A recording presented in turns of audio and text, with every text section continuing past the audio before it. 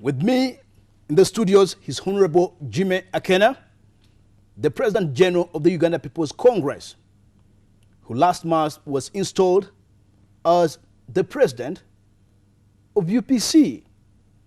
But last week, a group of elders convened in one of the hotels in Kampala and declared his presidency null and void. Honorable Jimmy Akena, what do you make of this declaration of the Council of Elders? We're going to prescribe that your leadership is illegal. You are not supposed even to sit in Uganda House. There is no such body called Council of Elders, Commission of Inquiry, or any such groupings within UPC. UPC has specific organs and a constitution which guides us. So whatever this group of people who convened, I believe, at Speak Hotel came up with, pronounced themselves on, is inconsequential as far as UPC is concerned or the runnings of UPC. This is a body which is foreign to the Constitution. It is a complete stranger to the Constitution, and they have no authority or power to act on behalf or for UPC. Who are these elders? People want to know this group of old men that did convene in one of the hotels. Who are these people, and in whose interest are they working for? They are working in the interests, some of them their own vested interests, but others are doing a job on behalf of Lira Municipality. The person who was claiming to be chair goes by the name of Professor Patrick Rubahayo. He also has been involved in this controversy around resources which got lost on a case which is before court as far as the money is from Uganda House. There was Professor Anok Bongo, a former member of parliament, but in the last election stood as an independent, not within the UPC, was brought on this matter. There's Kagenda Atwoki, and there's Peter Walubiri. These are the people who supposedly were heading this, or claiming to be part of a commission. Why is your leadership being contested? Lira Municipality did not handle matters in good faith or in the interest of the party. And this is evidence in the fact that we've gone for 5 years without any of the organs being able to sit and to discuss matters concerning the party. He preferred to do things in an ad hoc or an individual way, coming up with issues, putting them out on his own accord, and claiming that this is the decision of the party. There are certain decisions which the party makes within its organs for it to be binding. And the main organ which constitutionally we're required to sit once a year, the National Council, he has avoided that organ consistently throughout his presidency, until it reached the stage where towards the end of his term, some members had been going to court demanding that the court compels him to call this organ, such that certain important business of the party can be handled formally within the organs of the party, which is especially National Council. Throughout his presidency, he ignored the National Council. His presidency expired. Court gave him a lease of life in that they declared him de facto president, meaning that he is there despite his term ending, but because there was a roadmap submitted in the court, and that roadmap was supposed to end with the National Council and Delegates Conference, he was allowed to continue based on that program.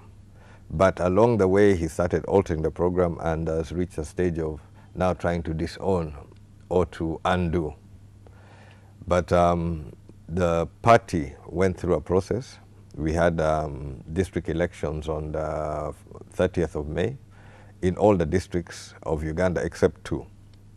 In 2 districts, and that is Kiriandongo and Mubende, where they failed to realize quorum. The rest of the districts were able to come together and to vote. And that vote is what where I emerged with 67 districts, giving me the position as the only candidate who garnered the constitutional requirement of the number of district support to go forward. The question, we have to get back to the question, why is your leadership being contested? I think that question is wrongly directed to me. No, this group of Olara Otuno. Olara Otuno wanted to install Joseph Bosa.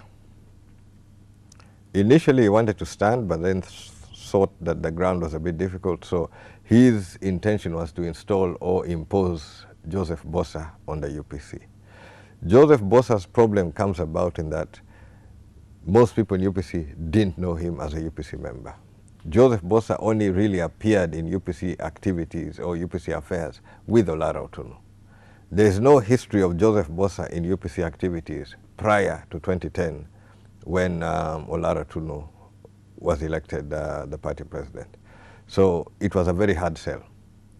And we went out, we campaigned. I was the last to join the race, in that others had been in the race for maybe a month before I actually formally joined, but they didn't make headway. So his difficulty that his candidate did not win is now where he's trying to seek ways of reversing it. You are being accused of holding a national delegates conference sometime back around last month, and the issue here is that people who showed up, they're not the genuine members of the National Delegates Conference of Uganda People's Congress. That most of them were masqueraders, rushed into installing you and declaring you as a flag bearer. That is not true, because the list and attendance is readily available, and where necessary can be produced. But you see, the UPC Delegates Conference consists of two categories of members. There are those who are elected at the district and form part of the district executive, and there are those who are elected from the constituency. Now, those who come from the district hold positions in the district. So, for example, Timothy, you cannot smuggle yourself in as a leader from a UPC district, but the actual leaders are known. I mean, wherever you go, if you go and seek for who is the district chairman of whether it is Nakaseke, Tororo, or Mbale, or Kisoro, or Kanungu, whichever district, you'll find the leadership. Now, if they're doubting that these leaders are not leaders in UPC, then that is a different issue. So that to me is not, I think it is somebody who is not accepting the reality. The leaders are there, the members are there. And many of those leaders, if you also look at the structure, actually voted on the 30th. The voting record is there. Shame. But don't you find it strange that the National Delegates Conference is summoned to do the installation, and upon doing that that assignment, it rushes into declaring you as a flag bearer? Don't you find it strange? No, it is not strange. Excuse me. First, the delegates were called for a meeting in light of Olara Otuno postponing indefinitely the delegates conference. As a political party, we are preparing for elections. The processes issued by the National Electoral Commission for the youth, people with disabilities, and elderly elections were kicking off on the 1st of July. Now, as a party member and other members were petitioning me that we want to participate in these elections, this issue of an indefinite postponement is going to put us in limbo. So there were many matters which were brought forward, and also taking into account that the court had given Olara Otuno a de facto position pending the completion of these electoral processes. And he is now extending them indefinitely. It puts us now into a difficult situation. The question of a flag bearership, Was it part of the agenda? The Constitution provides that the party president is the flag bearer. What we went through on the 30th of May was the process of heading in that direction. Now, on 30th of May, we were voting at the districts.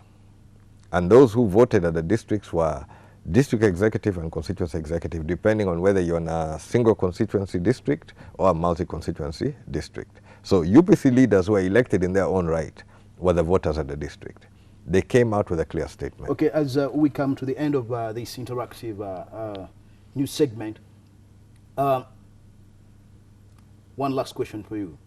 We are meant to understand that the squabbles that are now raging on at Uganda House, it's not about leadership. It's something to do with the wealth, assets of the party that you claim have been mismanaged by the Otunu leadership. True or false? No, I think it is it is a lot of issues, but the main issue is that this is a political party which needs to be active in the society, in the electoral process. We cannot continue to be held hostage by a single individual who does not want to meet the organs of the party or the organs to meet. So the party has moved on. Although even the electoral process began after his term has ended, we have concluded that process. The party will move ahead.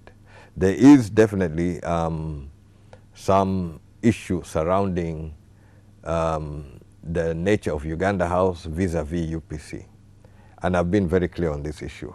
Historically, the UPC national party headquarters is Uganda House. UPC must have a stake, must have a say on the future of where things are going. And ultimately, my task is to rebuild the party, to organize the party, and to ensure that this party is vibrant and is active in the politics of Uganda. How are you running this party, apparently, when you are not allowed to withdraw money? Because I'm meant to understand a seal was put on the bank account.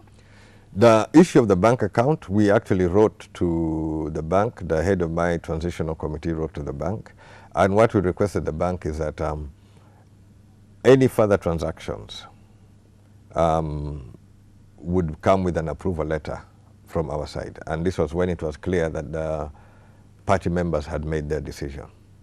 What Otunu's administration did was to write to the bank and disown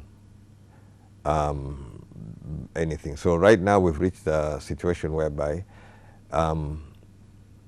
yes, there is a seal on the bank account, but party activities are continuing. Because what happened in the course of the primaries, in the space from the 23rd of May to the 2nd of June, a lot of money was withdrawn from the accounts by the Otunu administration. And of course, we're going to have to deal with questions of accountability and how the party will move forward. Apparently, you are using your personal money to run party activities? It is not personal money per se. I am, of course, contributing. My colleagues as members of party parliament are contributing. And we have a lot of volunteers who are within the party framework who want to see the party move ahead. Well, thank you, Honorable Jimmy Akena, for joining me on this interactive news segment where we discuss issues that affect the people. Thank you very much. For now, hand over to my colleague in Studio A to continue with the normal newscast.